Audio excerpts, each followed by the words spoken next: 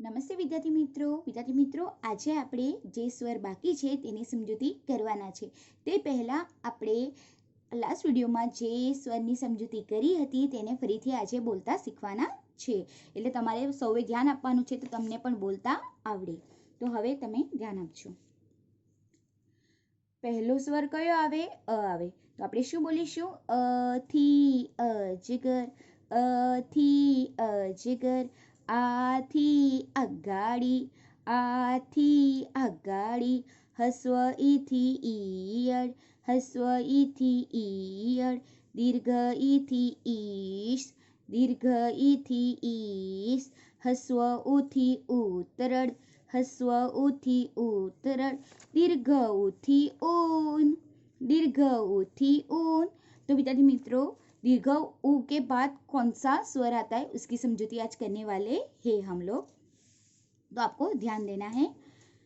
तो दीर्घ ऊ के बाद आता है री की मात्रा आती है ना. तो आप क्या बोलते हैं? री बोलते हैं ना हिंदी में. री से ऋषि. लेकिन गुजराती में जो री है ना उसको री नहीं बोलते, लेकिन क्या बोलते हैं? रू. इस बात को आपको ध्यान में रखना है कि यहाँ जो री है बराबर, तो री नहीं बोला जाएगा, लेकिन गुजराती में उसको रू बोला जाता है. क्या बोला जाता है? रू. ओके. तो आपको इस बात का ध्यान रखना है. तो आप बोलते हैं ना री से ऋषि हिंदी में, वैसे गुजराती में शू बोलीशू? रू थी ऋषि. तो यहाँ आप चित्र में देख सकते हैं ना, कौन दिखाई दे रहा है आपको? चित्र में ऋषि है ना. तो ऋषि जो है उनको क्या कहा जाता है? उसका अर्थ होता है साधु, तपस्वी, मुनि. बहुत सारे उनके अर्थ होते हैं ना. तो आपको क्या बोलना है गुजराती में? रूथी ऋषि, रूथी ऋषि, रूथी ऋषि. ओके. सानु चित्र छे, ऋषि नु चित्र छे. अब री से ऋषि के बाद क्या आता है? ए से एड़ी. आप क्या बोलते हैं? ए से एड़ी. यहाँ लेकिन हम क्या बोलेंगे? ए थी एरण, ए थी एरण. ओके. तो ए पैसे कौन सा शब्द बना? एरण. यहाँ चित्र में देख सकते हैं एरण मतलब क्या होता है? तो एरण मतलब होता है अर्थ इसका कि देखो, इसका जो आप मैंने वहाँ यहाँ पेन का जो पॉइंट रखा है ना वहाँ ध्यान देना. तो आप लोग ने जो लुहार को देखा होगा ना, लुहार और जो सोनी होते हैं ना, तो इसके ऊपर उन कुछ भी जो चीज होती है उसको घड़ते हैं, मतलब कि यहाँ हथौड़ी से उसको टीपा जाता है. तो ये जो ऐसा आकार का जो आपको चित्र में दिख रहा है ना, उसको एरण कहा जाता है. ये एरण कौन यूज करता है? लुहार और सोनी यूज करते हैं. ओके.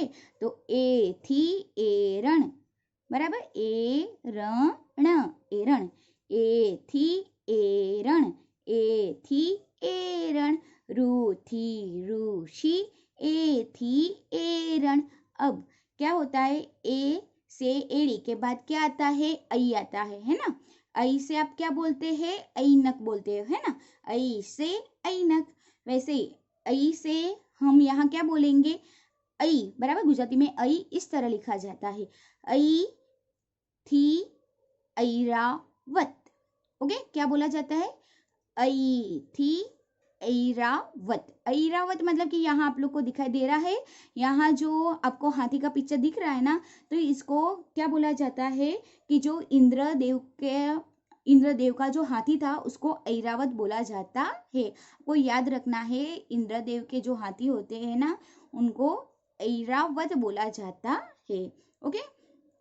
तो આપણે શું બોલીશું? ऐ थी ऐरावत, ऐ थी ऐरावत. जैसे आप लोग बोलते हैं ऐ से ऐनक, वैसे ही हम क्या बोलेंगे गुजराती में? ऐ थी ऐरावत. ऐ पैसे कौन सा शब्द बना? ऐरावत. ओके. आपको याद रखना है. अब ऐ से ऐनक के बाद कौन सा स्वर आता है?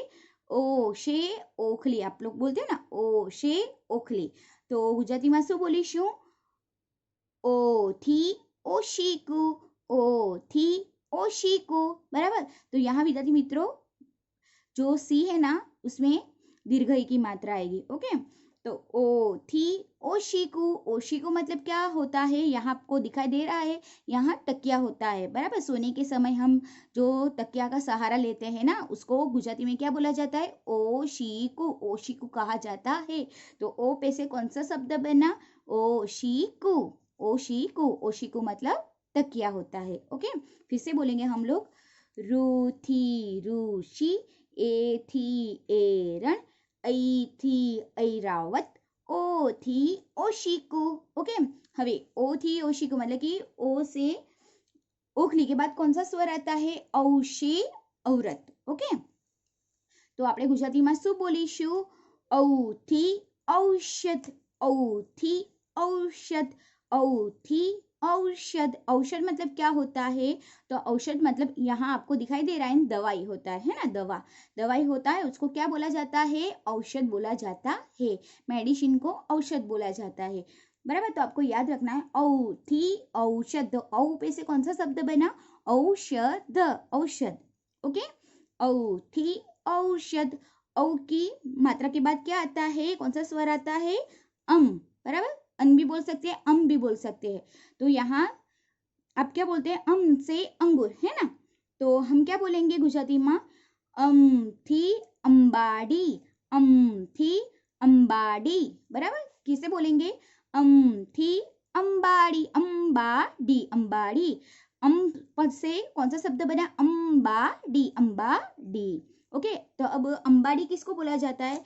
जो ए हाथी होते हैं ना, उसके ऊपर जो रखा जाने वाला जो साधन होता है। ओके, तो यहाँ जो बैठने का बैठक बनाया जाता है, ओके, उसको अंबाड़ी बोला जाता है।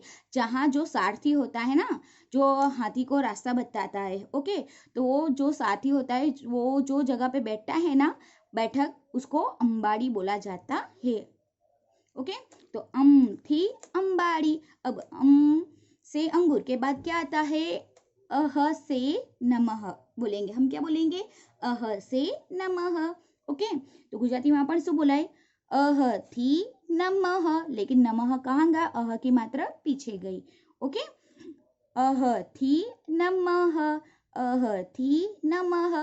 नमः मतलब क्या करने का? नमस्कार करने का। यहाँ आपको एक स्त्री दिखाई दे रही है ना, वो क्या कर रही है? नमन कर रही है, तो उसको क्या कहा जाता है? नमः कहा जाता है। ओके, अह थी नमः। अब एक बार फिर से बोलेंगे, आपको ध्यान देना है। रू थी ऋषि, ए थी एरण, ऐ थी ऐरावत, ओ थी ओशिकु, औ थी औषध, अम थी अंबाड़ी, अह थी नमः, अह थी नमः। तो आ रीते विद्यार्थी मित्रों आपको क्या करना है? जो स्वर है ना, उसे याद करना है। अब आपको मैं लिखना सिखाऊंगी। तो विद्यार्थी मित्रों હવે ધ્યાન આપજો કઈ રીતે ઋથી ઋષિ લખાય। 1 2 3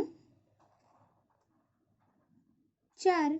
ઓકે, 1 2 3 4 5। 5 રીતે પણ તમે લખી શકો અને 4 રીતે પણ લખી શકો। હવે રૂ પછી શું આવે? એ આવે। તો કઈ રીતે આપણે એ લખીશું? 1 2 3 4 5 ए।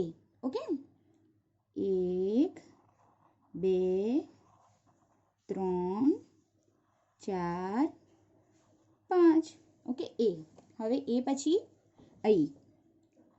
1 2 3 4 5 6 ऐ।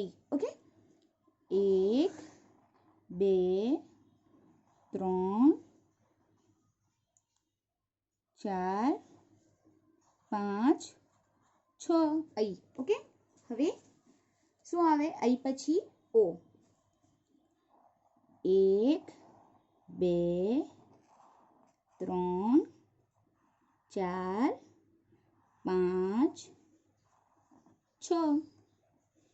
1 2 3 4 5 6 ओ। ओके, ओ પછી औ। 1 2 3 4 5 6 7, બરાબર।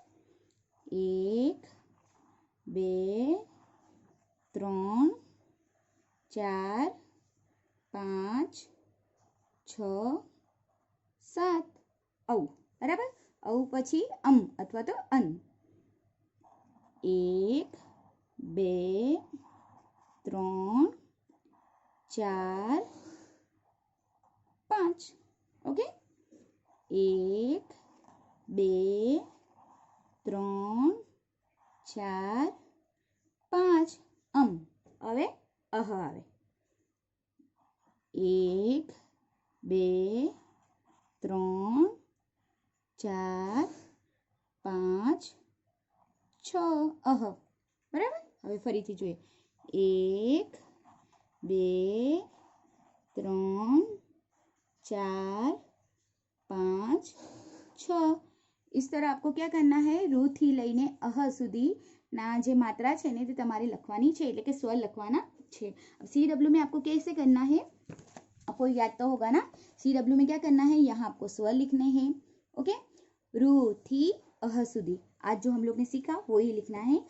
CW करना है, जो डेट को आप लिख रहे हो वो डेट डालनी है. ओके, अब यहाँ आपको क्या करना है, री ए आई ओ औ. ओके, और आगे के भी आपको लिखने हैं. अब आपको पता है कैसे बोल बोल के आपको लिखना है. रूथी ऋषि, रूथी ऋषि, रूथी ऋषि. આ રીતે બોલતા બોલતા લખવાનું છે. CW में आपको याद रहेगा ना, स्वर રૂ થી સુધીના સ્વર લખવાના છે. Thank you.